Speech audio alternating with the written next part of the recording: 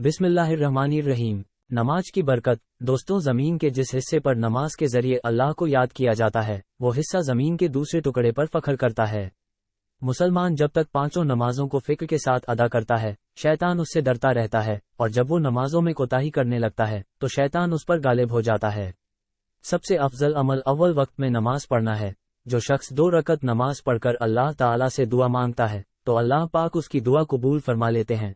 जो शख्स तन्हाई में 2 रकत नमाज पढ़े जिसको अल्लाह और उसके फरिश्तों के सिवा कोई ना देखे, तो उसको जहन्नम की आग से महफूज होने का परवाना मिल जाता है। जो पांचों नमाजों का एहतमाम करता है और वजू, रुकू और सजदे को खूब अच्छी तरह से पूरा करता है, तो जन्नत उसके लिए वाजिब हो जाती है और दोज़ख उस पर हराम हो जाती है। जो शख्स सुबह की नमाज के लिए जाता है तो उसके हाथ में ईमान का झंडा होता है। दोस्तों, मरने के बाद जिसको अल्लाह पाक दाएं हाथ में आमालनामा देगा तो समझ लो कि वह जन्नत में दाखिल होंगे, और जिसको बाएं हाथ में आमालनामा देगा तो समझ लो वह जहन्नम में ही दाखिल होंगे। तो पाबंदी के साथ नमाज पढ़ने वालों को सीधे हाथ में आमालनामा दिया जाएगा।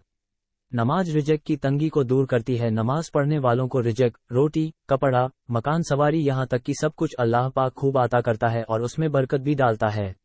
नमाज पढ़ने वाला पुलसिरात पर बिजली की तरह पार हो जाएगा। दोस्तों, पुलसिरात एक पुल है जिस पर से हर इंसान को मौत के बाद गुजरना है। ये पुल बाल से ज्यादा बारीक और तलवार की धार से भी ज्यादा तेज है। गुनहगार लोग इस पर चल नहीं सकेंगे बल्कि कटकर जहन्नम में गिर जाएंगे, मगर जो लोग इस दुनिया में नमाज पढ़ते हैं वो इस पुल से बिजली की तरह पार हो जाएंगे।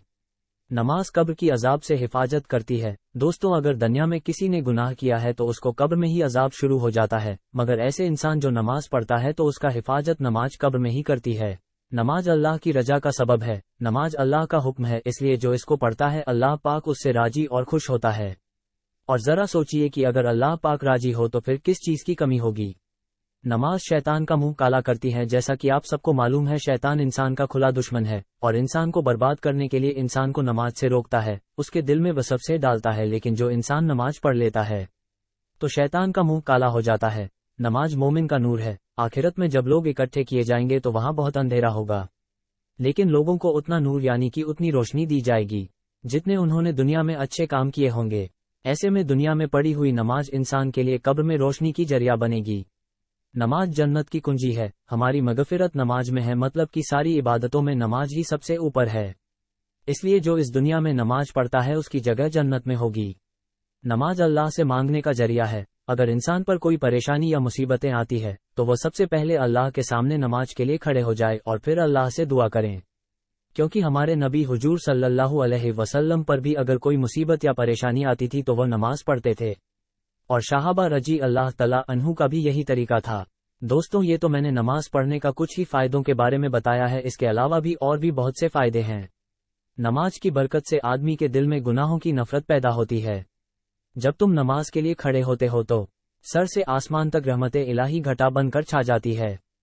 फरिश्ते तुम्हारे चेहरे की तरफ जमा हो जाते हैं। एक फरिश्ता पुकारता है कि ए नमाजी, अगर तू देख ले कि तेरे सामने कौन है और तू किस से बात कर रहा है, तो अल्लाह की कसम तू कयामत तक सलाम न फेरे। नंबर 1, फज्र की नमाज छोड़ने से चेहरे की रौनक खत्म हो जाती है। नंबर 2, जोहर की नमाज छोड़ने से रिज़्क़ की बरकत खत्म हो जाती है।